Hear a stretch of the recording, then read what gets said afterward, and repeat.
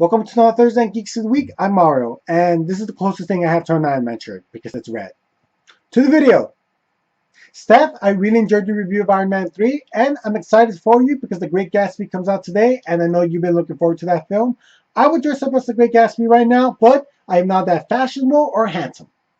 Pyro, I finally caught Titans Go, and the humor was decent. The artwork was okay.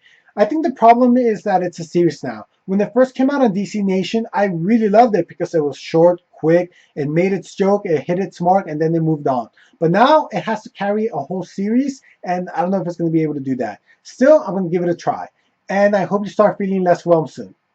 Lunico, that was so sweet of you to say, but shh, don't tell people I'm nice. I'm not. I'm an asshole. I eat other people's cupcakes. I go to stores and turn shirts inside out and leave them like that for no reason whatsoever. I won't hold a crying baby because I feel they're plotting. Point is, I am not nice. By the way, I really loved your anime reviews. They were stellar. I'm going to have to check out Gargacha. And Nikki, way to do an amazing job of that intro. Seriously, you got more skills than the cat lady's got cats. You got more skills than Iron Man's got suits. You got more skills than Ludicro's got wigs.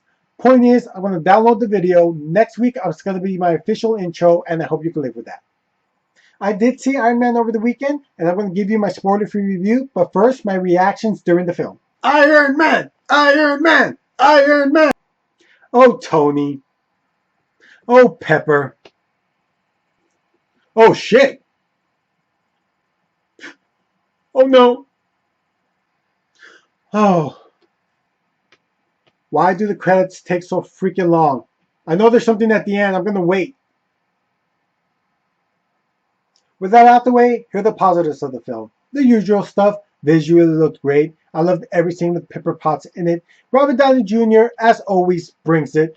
And I love the character development with Tony. After the events of the Avengers, he was going to have to come down to Earth and grow more, and I really enjoyed that. And now the negatives. There were continuity errors in the film. At the very least, there were big-time glaring omissions. The reveal of the villain. If you didn't buy it, it's definitely going to affect your enjoyment of the movie. I did like it, so all in all, I did enjoy Part 3. Now that the trilogy is over, my favorite is definitely Part 1. Here are my final thoughts on Iron Man the character. Here's the thing. Iron Man doesn't exactly have the greatest villains, so because of that, there's only so much you can do with him. Ironically, Tony Stark's greatest villain, and I know this is going to sound cheesy, but it's himself. Whether it's dealing with his personal demons like his alcoholism, being self-centered, or his technology getting into the wrong hands, Tony Stark is the greatest impediment to himself. But I kind of like that. It makes the character very unique, more human, and I really enjoy that. So here's some more Iron Man films. About 2 months ago, I talked about Brian K. Vaughan's webcomic Only Private Eye, in which you get to name your own price. Well, it was such a success that they actually released the second issue this week, and once again, you get to name your own price. So whatever amount you think is fair, that's what you pay. You can actually get the first issue for free, so there's no reason for you not to view it at least once. It's free. Come on. I'm actually going to review the first issue shortly, and I'm going to provide you with links below to where you can find the series. And then something that made me smile this week, on Steph's Facebook page, she posted this car commercial where it was Leonard Nimoy and Zachary Quinto facing off against each other. So it's basically Spock versus Spock. It's epic, it's glorious, go watch it, link below. This week I'll be reviewing Private Eye Issue 1, written by Brian K. Vaughan and not by Marcos Martin. And this series is set in the year 2076, where everyone in society has secret identities. But not because they have powers. In fact, this has nothing to do with superpowers, but because personal privacy is very important. And this is a result that for 40 days and for 40 nights, every email you've written, search you made on the internet, picture you thought you deleted, it all became public knowledge and anyone could look it up. Imagine what would the reaction be. The backlash is that now personal privacy is valued in society, and things like paparazzi or private eyes have been outlawed. This comic follows the story of a private eye. I always expect great things from Brian K. Vaughan, and he never disappoints. When I was reading the comic and I learned the concept, I really dug it. It's something new and interesting. It's a commentary on society and how we just freely give up our personal information. Marcos' artwork is outstanding. Right now, this is only a web series, no plans for it to come out on a hard copy, but they're actually having you name your own price. So you can pay any amount you think it's fair. And you could actually get the first issue for free, so now you really have no excuses. I mean, who doesn't like free stuff? So you can read the first issue for free. If you don't like it, nothing lost. I rate this comic 5 out of 5 stars. I always expect great things from Brian K. Vaughan, and he never disappoints. When I was reading the issue and I learned the concept, I really dug it. It's something new and interesting. It's a commentary on society and how we just freely give up our personal information.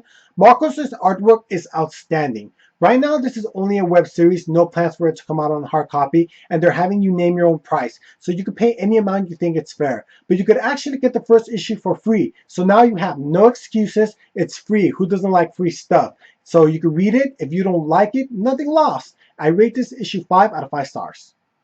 Next, Batman and the Red Hood issue 20, written by Peter J. Tomasi and art by Patrick Gleason. And Batman continues to deal with Damian's death as he goes after the assassins who targeted him when Talia put the bounty on his head. This is the only comic where we see Bruce grieve, and that's a good thing. That's an expected thing. Carrie Kelly's going to be in the series more, and I feel she made a stronger second appearance. But I still don't like the way they're drawing her nose. It's just off-putting. This is still one of the stronger Batman titles out there, and I rate this 4 out of 5 stars. Next, Thor God of Thunder issue 8, written by Jason Aaron and art by Saad Rivik. And this is part 2 of God Bomb, as Gore the God Butcher is building a huge bomb to kill all the gods everywhere, while Thor from 3 different points of his life are all teaming up to stop him. This series started off slow, but it really picked up. I like how Aaron built up Gore, and I enjoy the commentary he has to say about deities. This is a very action-oriented Thor, so if you like that kind of story, you will enjoy this series. Rivik draws bodies really well. They all look like chisel statues. However, and Steph pointed this out somewhere, but their facial expressions look kind of odd sometimes. You wonder, why are you making that face? But other than that, this has still been a solid series, and I rate this 4 out of 5 stars. Finally, Justice League of America issue 3, written by Geoff Johns and art by David Finch. And the Amanda Waller's GLA team are investigating reports of a secret society of villains. I'm still not feeling the team chemistry here. I'm not buying the reasoning for certain members joining. As for this issue, there were key plot points that didn't make any sense, specifically the Catwoman stuff. Still, I'm rolling with it. I'm really trying to like this comic. But for now, I say skip it, pick it up and trade if it ends up well, and I rate this issue 3 out of 5. And if you like this issue, please let me know in the comments below because I just don't understand. That's it for me. Remember to like us on Facebook. Drop us a line. Tell them Mario sent you. If you do, you get nothing. But I will talk to you and we'll be awesome together. Remember to subscribe to us, check out the other geeks, and stay geeky.